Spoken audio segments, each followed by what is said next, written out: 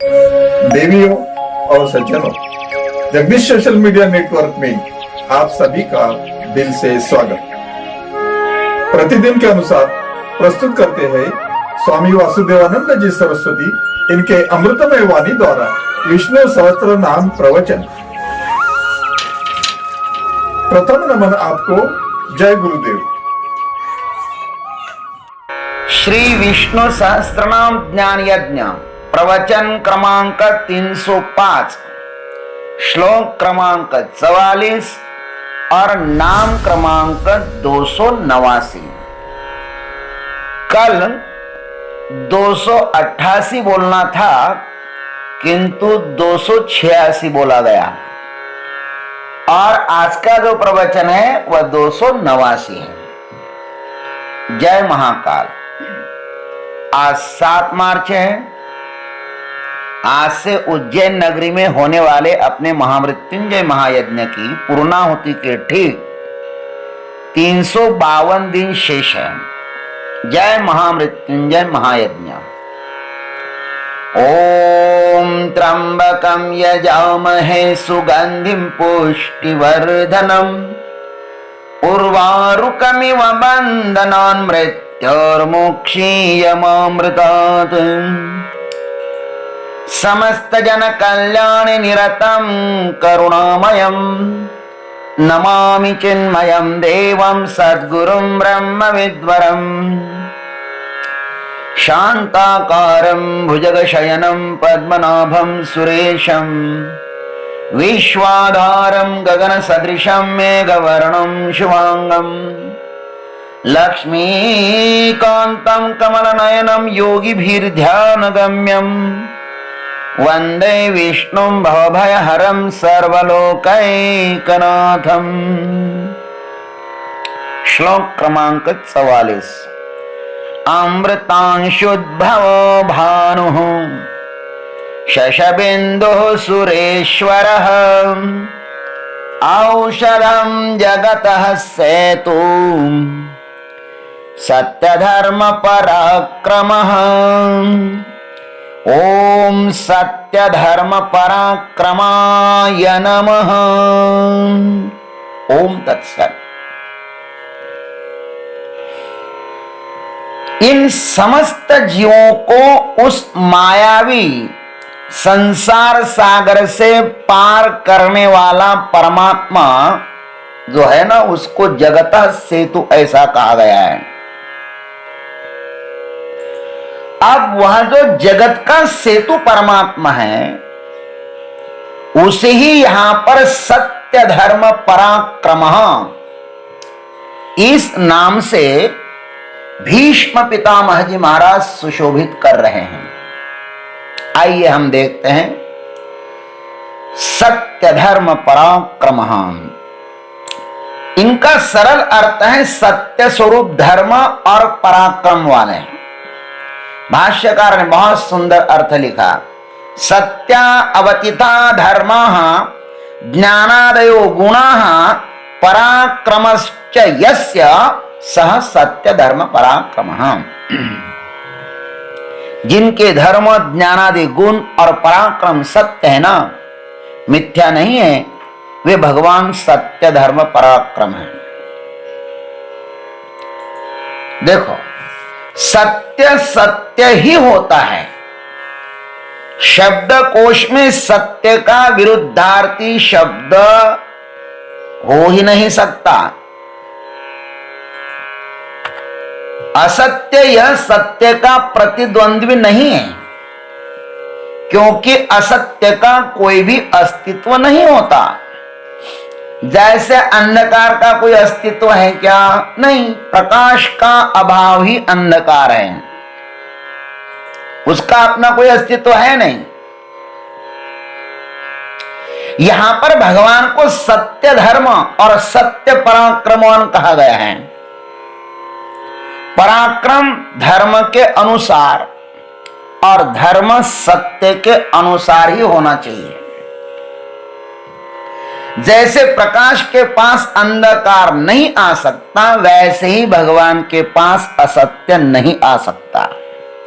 वे सत्य की मूर्ति है। भागवत में उनकी स्तुति करते समय देवताओं ने उन्हें एक ही श्लोक में 9 बार सत्य नाम से कहा है। आइए आनंद लीजिए। सत्यव्रतम सत्यपरम त्रिसत्यम सत्यस्य योनिं निहितं च सत्यं सत्यस्य सत्यामृत सत्यनेत्रम् सत्यात्मकं त्वां शरणं प्रपद्ये। इस श्लोक में 9 बार सत्य शब्द आया है और आप तो जानते हैं कि 9 के आगे क्या होता है? शून्य होता है। 9 यह पूर्ण संख्या है। इसका मतलब यही है कि सत्य स्वरूप भगवान पूर्ण है, इसलिए तो उसको कहा गया है ओम पूर्णमदः पूर्णमिदं पूर्णात् पूर्णमुदच्यते पूर्णस्यं पूर्णम। बस वह पूर्ण है। इस संसार में सत्यम शिवम सुंदरम ऐसा कहा गया। हमारा वाक्य है सत्य ही सर्वश्रेष्ठ है और जो सत्य है वही शिव हो सकता है और जो शिव होता है ना वही सुंदर होता है। इसलिए सत्य के अनंतर क्या है? शिव, और शिव के अनंतर है सुंदर। नहीं तो ऊपर से दिखने के लिए बहुत सुंदर है लेकिन भीतर अशिव हो तो किस काम का? असत्य अशिव होता है और असत्य असुंदर होता है। इसलिए तो हमारे यहां यदि जितने सारे पत्रकार भाई हैं यदि वे सत्य की उपासना करें तो दुनिया के सामने सत्य ही जाएगा ना। जितने सारे कथाकार हैं वह शिव जी की उपासना करें, वैराग्य की उपासना करें तो कितना आनंद आएगा। और जितने सारे चित्रकार हैं, पत्रकार, चित्रकार और कथाकार, जितने सारे चित्रकार हैं वह यदि सुंदरता की उपासना करें, कुरूप चित्र दुनिया के सामने प्रस्तुत करे ही ना। आज दुनिया क्यों बिगड़ रही है? कुरूप चित्रों को देख करके बिगड़ रही है। दुनिया के सामने आज गलत संदेश जा रहे हैं। ये पत्रकारों की गलती है। दुनिया को आज असत्य परोसा जा रहा है। बहुत सारे लोग असत्य परोसते हैं। तो सत्यम शिवम सुंदरम, ये भारत देश जो है ना इसकी नींव सत्यम शिवम सुंदरम होनी चाहिए। पत्रकारों ने सत्य का बखान करना चाहिए, कथाकारों ने शिव जी की उपासना करनी चाहिए और चित्रकारों ने सौंदर्य दुनिया में बिखेरना चाहिए। ये 3 बातें जब आ जाए ना तो आज ये मेरा भारत सब संपन्न हो जाएगा। खैर, सत्य सत्य सत्य ही होता है और सत्य की महिमा सभी शास्त्रों ने गाई है। सत्येन धार्यते पृथ्वी सत्येन तपते रविः सत्येन वायो वान्ति सर्वं सत्ये प्रतिष्ठितम्। सत्य ही पृथ्वी को धारण करता है, सत्य के कारण सूर्य प्रकाशित होता है, सत्य के कारण हवाएं चलती हैं और सत्य संपूर्ण जग सत्य के आधार पर चल रहा है। महाभारत ने शिवजी ने पार्वती को क्या कहा देखिए, बहुत सुंदर बात कही। आत्महेतु परार्थे वा नरमहास्याश्रया तथा ये मृषान वदन्ति इह ते नरः स्वर्गगामिनः। हे देवी, जो व्यक्ति स्वार्थ के लिए परहितार्थ किंवा हंसी मजाक में भी झूठ नहीं बोलता है वह स्वर्गलोक में जाता है। झूठ मजाक में भी कभी असत्य नहीं बोलना चाहिए। सत्याचरण करने वाला सत्य को ही प्राप्त होता है। हमारे शास्त्र भी अजर अमर क्यों हो गए हैं? क्योंकि उनमें सत्य का ही बखान किया गया है। आज का पेपर कल का पेपर कोई आज नहीं पढ़ता। क्यों नहीं पढ़ता है? उसमें पढ़ने जैसा कुछ होता ही नहीं है। लेकिन 5000 साल गीता बताई है, भागवत ग्रंथ बताए गए हैं, लेकिन आज भी वह नित्य नूतन है। लाखों साल पहले वेद बताए गए हैं, लेकिन आज भी वह नित्य नूतन है, क्योंकि उसमें सत्य का बखान है। अरे भागवत जी का शुभारंभ ही सत्यम परम धीमहि इस सूत्र से होता है, और समापन भी सत्यम परम धीमहि इस वाक्य से होता है। महाराज, इस संसार में जय जयकार सदैव सत्य की ही होती है। इसलिए तो मुंडक श्रुति भी कहती है, सत्य की महिमा गाती है, सत्यमेव जयते नानृतम। सत्य ही विजयी होता है, झूठ नहीं। इसलिए राजा भर्तृहरि ने भी सत्य की महिमा गाई है। क्या कहा उन्होंने? निंदन्तु नीति निपुणः यदि वास्तुवन्तु लक्ष्मी समाविशतु गच्छति वा यथेष्टम् अद्यैव वा मरणस्तु युगान्तरे वा सत्यात् पतः प्रविचलन्ति पदं न धीराः। सत्य महान है, अपने जीवन में उसका कभी भी अनादर नहीं होना चाहिए।